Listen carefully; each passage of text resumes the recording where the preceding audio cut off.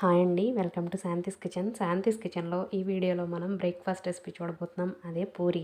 పూరి అంటే చాలామందికి ఇష్టం కదా, కానీ పూరి రెసిపీ పూరి ఎప్పుడు పొంగుతూ చక్కగా రావాలంటే మన వీడియోలో చూపించిన టిప్స్తో ఫాలో అయ్యి చేసినట్లయితే పూరి ఎప్పుడు పొంగుతూ వస్తుంది. చాలా బాగా వస్తాయండి, సూపర్గా ఉంటాయి పూరీలు అయితే. ఇక్కడ మనం ఒక బేసన్ లాంటిది తీసుకొని, కలుపుకోవడానికి వీలుగా ఉండే బేసన్ లాంటిది తీసుకొని ఇందులో మనం ఒక 2 కప్స్ వరకు గోధుమ పిండిని తీసుకున్నామండి. గోధుమ పిండి తీసుకుని రుచికి సరిపడా ఉప్పుని యాడ్ చేశాను. ఉప్పుని యాడ్ చేసి దీంట్లో ఒక 2 స్పూన్స్ వరకు ఆయిల్ని కూడా యాడ్ చేయాలి. ఆయిల్నే యాడ్ చేయండి. ఒక 2 స్పూన్స్ వరకు ఆయిల్ని యాడ్ చేసి ఇది మిక్స్ చేయాలి. మిక్స్ చేసిన తర్వాత సాల్ట్ అంతా గోధుమ పిండిలో మిక్స్ అయిపోతుంది. అలా గోధుమ పిండిలో మిక్స్ అయ్యేంత వరకు మిక్స్ చేయాలి. ఆయిల్ సాల్ట్ పూర్తిగా గోధుమ పిండిలోకి మిక్స్ అయ్యేలాగా మిక్స్ చేసిన తర్వాత కొద్దిగా వాటర్ మిక్స్ చేస్తూ గోధుమ పిండిని కలుపుకోవాలి.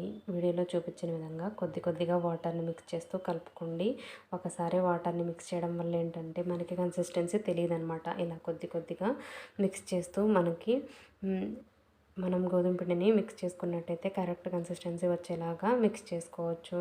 ఏమాత్రం పలచగా అవ్వకూడదండి, అలాగని మరీ టైట్గా కూడా ఉండకూడదు. పిండి మనం వీడియోలో చూపించిన విధంగా ఉండాలి. మరీ పలచగా అయిపోతే పూరీలు అస్సలు పొంగవు.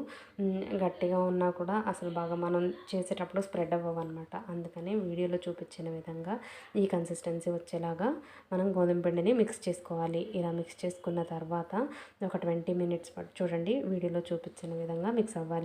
ఒక 20 మినిట్స్ పాటు దీన్ని ఇలా నాననిద్దాం. నానిన తర్వాత దాన్ని మనం పిండి ముద్దలుగా తీసుకొని చేయాలి. ఇక్కడ నేను మూత పెట్టేసి ఒక 20 మినిట్స్ పాటు ఉంచేస్తున్నాను. 20 మినిట్స్ తర్వాత మూత తీస్తే వీడియోలో చూపించిన విధంగా నానిపోయి ఉంటుంది పిండి. ఒక్కసారి మిక్స్ చేసుకొని చిన్న ముద్దలుగా చేసుకుందాం. చిన్న ముద్దలుగా చేసుకొని మనం కొంచెం చిన్న లెమన్ సైజ్ అంతా చేస్తే సరిపోతుందండి. మరీ పెద్దవిగా చేసినా కూడా సరిగ్గా పొంగవు పూరీలు. చిన్నగా ఇట్లా వీడియోలో చూపించిన విధంగా ముద్దలుగా చేసుకుందాం. ఇలా చిన్న ఉండే, ఎందుకంటే ఆయిల్ హీట్ అయిందో లేదో తెలుసుకోవడం కోసం ఫస్ట్ ఆ చిన్న ముద్దతో చిన్న పూరి చేసుకొని అది వేస్తే ఆయిల్ హీట్ అయిందో లేదో తెలుస్తుంది మనకి కరెక్ట్గా. అందుకని ఆ చిన్న ముద్ద చేసుకున్నాం.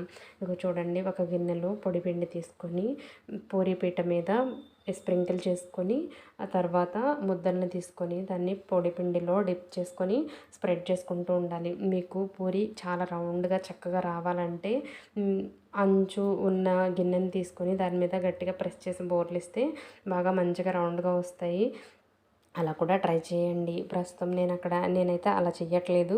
వీడియోలో చూపించిన విధంగా నాకు ఇక్కడ బాగానే రౌండ్గానే వచ్చాయి. అందుకే నేను అట్లా ప్రెస్ చేసి చేయలేదు. అలా రౌండ్గా నీట్గా రావాలనుకుంటే మీరు అలా అంచు ఉన్న గిన్నెతో చేసుకోవచ్చు. చూడండి, మరీ పల్చగా అవ్వకూడదు, మరీ అలాగని మందంగానూ ఉండకూడదు. తినేటప్పుడు బాగుండదు. వీడియోలో చూపించిన విధంగా వస్తే పూరీలు చాలా బాగా వస్తాయి. పూరీలు మనం ఇట్లా పెట్టుకునే ప్లేట్లో కూడా పొడిపిండిని జల్లుకొని వేసుకోవాలి. ఇక్కడ చూడండి, ఆయిల్ హీట్ అయిపోయింది. నేను పూరీలు చేసేటప్పుడే ప్రెస్ చేసేటప్పుడే ఆయిల్ని కూడా హీట్ చేసుకున్నాను. ఆయిల్ హీట్ అయిపోయిందో లేదో చిన్న పూరీని వేసి చూశాను, హీట్ అయింది. ఇప్పుడు మనం పూరీని వేసుకొని చూద్దాం. మనకి ఇక్కడ చాలా బాగా పొంగుతూ వస్తాయి. చూడండి, ఆయిల్ మంచిగా హీట్ అవ్వాలండి. హీట్ అయితేనే పొంగుతాయి, లేకపోతే పొంగవు, ఆయిల్ పీల్చేస్తాయి. ఆయిల్ హీట్ అయిందో లేదో చూడడానికి అలా చిన్న పూరి కంపల్సరీ చేసుకొని చూడండి. ఈ వీడియోలో చూపించిన టిప్స్ అన్నీ మీరు ఫాలో అయ్యి చేస్తే మీకు ఖచ్చితంగా ఎప్పుడు చేసినా పూరీలు పొంగుతూనే వస్తాయి.